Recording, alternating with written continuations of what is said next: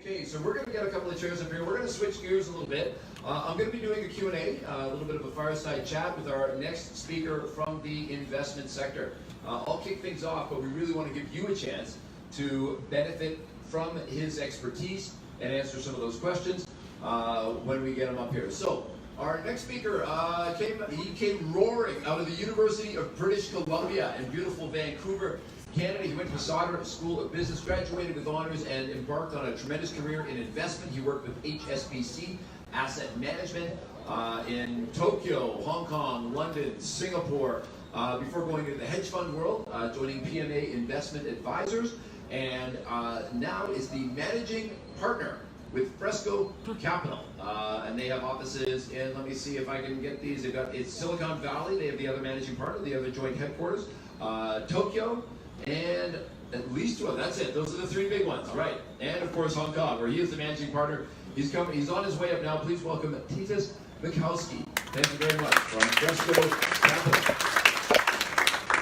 Okay, we got a microphone for you here. Fantastic. So, and when we did our big health tech event in January, we had kind of the main day program, and then we had kind of like an investors only top secret meeting later on, and I had a couple of people at that, and I remember that he was sitting up in the back row with the two guys that were on stage, and they kept, every time they said something and made some kind of thing, they'd look over at Tytus and be like, yeah, okay. I mean, so big guys in the community, thank you for coming, and we would just like to kick off and get your general view on what's going on in the investment community. There's been a lot of big announcements about kind of big money investments going through, but we're hearing from a lot of smaller companies that funding's not easy. It's very, very tough for them. Maybe you can talk a little bit about what's happening there. Yeah, sure, happy to. And I think some of that discussion in these so-called private investor meetings is really important to share with everyone so that everyone has access to really what's going on. Because the problem is when you read the headlines, you read about $100 million or even $1 billion being raised by a startup, and then early stage founders will go to meet investors and will say, well, why is it so hard if people are able to raise $1 billion? And the trends are the same for startups generally and also in digital health. I'll talk about some of the trends in digital health specifically. So let's say the first quarter of this year, the dollar value was up, so the dollar amount is growing year on year in Asia, in the US. But if you go beyond the headlines, the number of rounds is actually declining. Right? So for example, first quarter in Asia Pacific, it was minus 15% year on year in terms of numbers of deals done. And so what's going on? And that's very consistent with what we're seeing, which is that the later stage investors, the large funds, they're actually going even later stage and saying, I don't want to take early stage risks, I want to play it so-called safe. Then at the same time, for early stage institutional funds like ours, who are early stage, we're seeing that, and so what we are telling our companies is, okay, the bar is going up. Every company has to have better metrics just to get the same money. And then where I think entrepreneurs are getting confused is there's a lot of angel money out there who hasn't been through the cycle, and so they're sometimes getting a lot of angel money that doesn't look at the valuation trends. And then when they come to funds, they're saying, well, wait a second, this angel investor was willing to invest at this high valuation, how come no funds are willing to invest? So it is very different, and I can understand why it might be frustrating for entrepreneurs. Okay, so they're getting, I wouldn't say a bad lesson, but they're getting kind of mixed signals from the different levels of investment as they go through. Especially, I think, the media. So I think the key for any entrepreneur is probably spend less time reading the headlines and really focusing on building the company and talking to investors as individuals, because the headlines tend to be misleading. Okay. Is it different in different parts of the world? You know, we heard earlier from Cal, you had a pretty strong position that Hong Kong was a great place to be for the IoT wearable health tech specifically. But it could, that's great. Do you agree? First of all, do you agree with that? But I mean, if you go to other places, you get different valuations from angel investors. So I think we would split the world up into three areas of talent, market, and capital. So one of the things that we're excited by, and today was a great example of it, is the talent in Asia Pacific as entrepreneurs is really improving. Right? So 5 years ago, we really struggled to find as many entrepreneurs here in Hong Kong. We're now seeing that change, certainly in digital health. So we're very excited by that. On capital, it's actually a similar trend globally. So there's lots of money everywhere, but a lot of that money, as we described, is kind of sitting on the sidelines. And then for markets, in the past, as you alluded to, the U.S. is where the money was for digital health.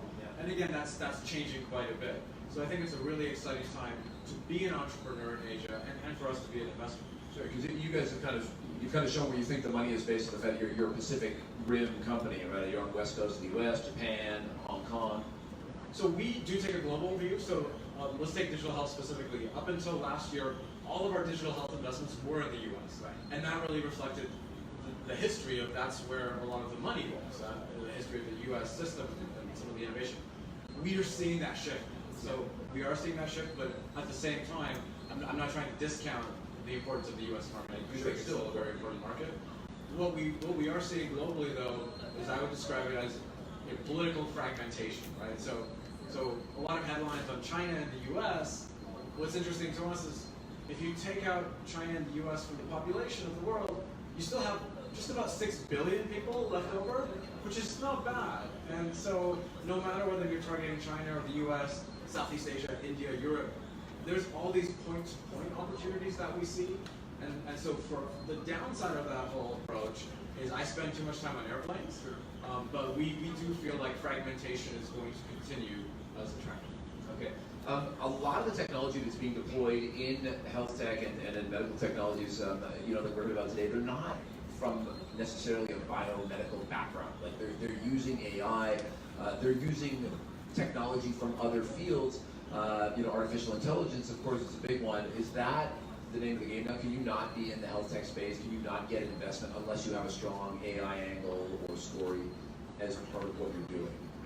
Yeah, that's a really interesting question because we do see AI come up in many pitch decks in healthcare, in other areas. So I would like to take a tangent that comes back to AI, but I want everyone to think about the first time you heard about Santa Claus. Right? When you first heard about Santa Claus, it sounded amazing, right? It was this great story about presents coming in. And then you learned a little bit more and you said, wait a second, it's not quite what I was told. And so first of all, as parents or other people, we did a lot of the work, right? We created the presents, we bought them, we gave them. And AI is a little bit like that. So we as users are doing a lot of the work for the companies. The companies like Santa Claus are getting the benefit. And then a second thing I would describe is little elves in the background, right? So Santa Claus has these elves in the workshop in the North Pole, and similarly, a lot of AI companies, some of them will tell you, some of them won't, they have little elves, otherwise known as humans, working somewhere, classifying images, tagging data. Yeah. Right? And almost every AI company starts that way.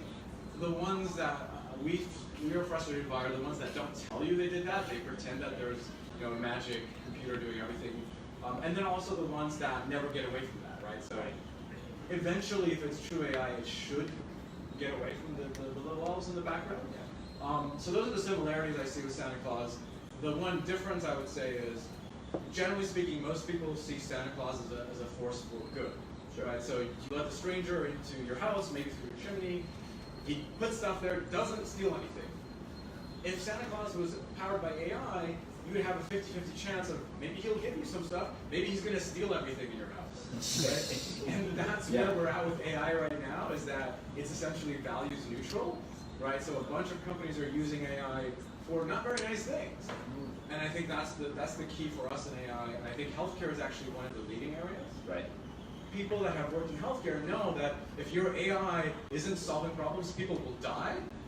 So that's really important to get that right. Yeah. And I think in some other industries, that whole ethical discussion, it's there, but it hasn't been as practical. So I think for healthcare specifically, we're really excited about the opportunities. Just keeping that analogy in mind with Santa Claus, that at the beginning, there's usually a bunch of elves in the background. Yeah, I think one of my favorite, not health tech, but I remember it was an app that take a picture of your business card and the information appears in your database. My magic, you're thinking, oh, this is a great optical card reader, everything's fantastic. Until I found out they send the picture of your business card to like a guy in India who sits there and enters it into a computer. So yeah. But there was one, also the expense receipts, right? There's a bunch of these AI for expense receipts. And a lot of people don't realize there's somebody looking at all your expense receipts, typing them in. And that's the AI. The AI, right, okay. So get into health tech, but were a lot of health tech companies putting AI into their technology when they didn't really need it, and investors are like, ooh, AI, or have investors kind of caught on to that and said, oh, wait a second, this is, you don't need that. You don't need our money for that. I do think healthcare is one of the areas where it's more important, and the investors are relatively sophisticated, and so people are looking at it in terms of not only the science, but the healthcare outcomes. Okay. Where I think the conversation becomes very nuanced is around, for example, what should the AI do and what should a human do, right? And diagnostics, right? Is where is that handoff? Should you ever go to a fully automated diagnostic? In certain areas, the answer might be no, but in certain areas, the answer might be yes. And so I think that's really a case-by-case decision. And so we, as investors, we obviously look at it ourselves, but we also work with experts who are in each domain to get that external input. Okay, sounds good. Are there any technologies in the health tech sector right now that, tell me two things. What's hot and what's hyped? Okay. So what's hot? What's on its way up the Gartner tech cycle? So maybe let me give you an answer that's a little bit different. So I would say one area where we see two parts, and we think one is in a way overhyped or has some challenges, and one is actually underhyped, even though they're in the same category. We would look at genomic data as that combination. And so we think that the part that's a little bit more overhyped is the B2C side, so direct to consumer. And as an example of that, Illumina, which is a leader in the industry, created this company called Helix, which is going to be your app store for genomic data. Obviously put lots of money in there. It hasn't gone very well yet. On the flip side, the B2B side, we're very excited by. We've invested in a company called BaseBear at the end of last year, and they sell to researchers and industry. And so, why do I have this different view depending on the customers? It basically comes down to, as an average typical consumer or user, do you think that person can interpret their genomic data or can understand how to apply that to their lifestyle?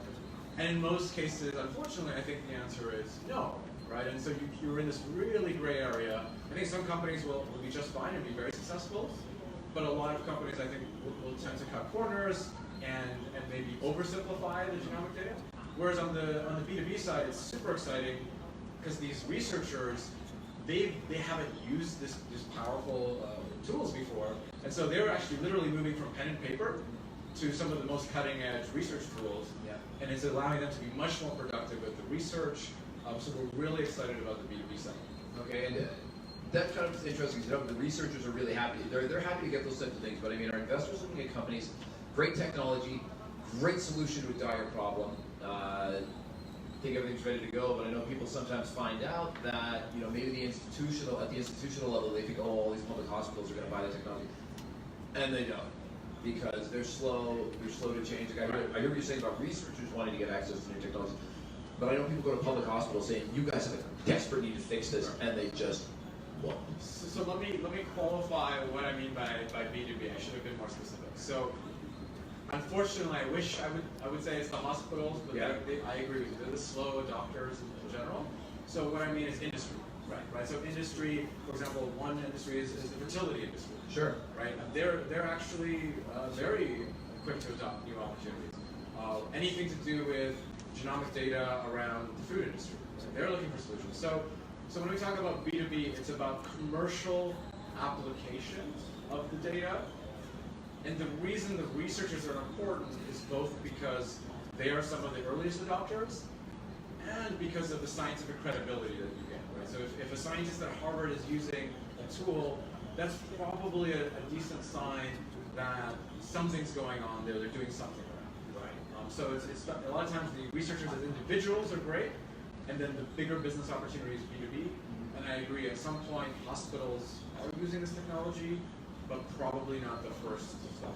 Okay, gotcha. I'll share a little example. My wife started a health tech company back during the dot-com boom, and the idea was they were going to go to hospitals and they were going to provide an online ordering system because the systems they were using to order supplies for the hospitals was antiquated. This is going to make it faster, keep all your records. It'll help you to make it more transparent, so everybody can see what's going on. And they went into the Taiwanese market, and then it was just nobody wanted it. Because once it's transparent, you can't take bribes. And that was the killer. And so those hospitals years later were still going, pencil, paper orders, took them forever. Okay, I am going to go to the audience for questions if you have anything you'd like to ask. And I'll give you a chance to think about that. But one thing I did want to ask about was, you talked about aging population. You know, we mentioned aging population. It's going to be a big driver of health tech. Maybe we didn't. Maybe I just made it up. Japan, the most aging society. You've got an office there. I think a lot of people don't have visibility into Japan, but it's a great. We all know great technology comes out of there, but you guys actually have boots on the ground. What are you hearing from the Japanese market? Yeah, absolutely. So I think now Japan is getting more traction in this world where people have realized that Asia, has a few different countries in it, right? Not just one. And so Japan and healthcare in particular, we think is a hugely exciting market. What maybe people don't appreciate is that you don't necessarily have to go through a hospital to get to those end customers. And so what we're talking to and what we're spending time with in Japan is corporate partners who have consumer and customer relationships that want to bring healthcare technology to those customers, even though their current business is not healthy. Sure. Right? And so I'm not at the stage where I can talk about specific names, but these are companies that have a really strong consumer base, and at the same time they haven't gotten into healthcare yet, and they see that opportunity. Okay. So really becoming a distribution channel for market entry. So that's really exciting. Where we struggle in Japan is we haven't found as many entrepreneurs as we found in other areas. So that's still been a challenge. We think that will happen. It's going to take a little bit longer. So for now, our sweet spot for Japan is helping foreign companies, whether that's from Hong Kong or Europe or the US, come into Japan. And then of course over time, we are also looking to invest in startups in Japan as well. So do you co-invest with Japanese investors taking over the market, or maybe Japanese investors that want exposure outside Japan? So far the latter. So far Japanese investors being more global, we found that their approach to being global is really interesting because they know they can't do it themselves. Yeah. Right. So they're open to partnership. Sometimes the challenge you get with investors from, let's say, the US and China is that they think they can do it all themselves, and so you have to be a little bit more careful. But with these Japanese corporates, they know, they've been through it, they've made the mistakes, the 1980s was all those mistakes that they made, so they're a little bit more thoughtful about how they're going global these days. Okay, what about co-investing with investors based in Hong Kong or just across the border into China? Is there a lot of that happening? Yeah, absolutely. So I think Hong Kong and China, it really depends on the company and the mix that we're looking at. We are seeing that, for example, in the region, another firm, going back to the discussion we had at the beginning around which investors are active, B Capital, I would say, is a really interesting group. Sure. That has offices in Singapore and also the US and understands digital health. And so I think for entrepreneurs that are looking for digital health expertise, there's probably a shorter list. But that said, it depends on the startup. For some startups, you may be looking for a channel partner or other things. So it really is case by case. Okay, sounds good. Questions from the audience. I said I'd give you guys a chance to put your hands up and ask something from our star investor here. We got a hand? We got a hand? These guys are just loud. Fantastic. What is the latest you're seeing out of Silicon Valley? What are people excited about there? Because that's sometimes where the really big money starts flying around. Yeah, so definitely valuation is a challenge there, and it's a lot of cost inflation. So real estate prices are up, talent is expensive, and so the trend that we're actually seeing there, finally, is that people are building more remote teams. So for a very long time, up until about 3 years ago, people were just obsessed about only hiring in the Bay Area. Right. But finally, we're seeing people have realized that, wow, that's a really expensive way to grow a team. And so we're finally starting to see that change.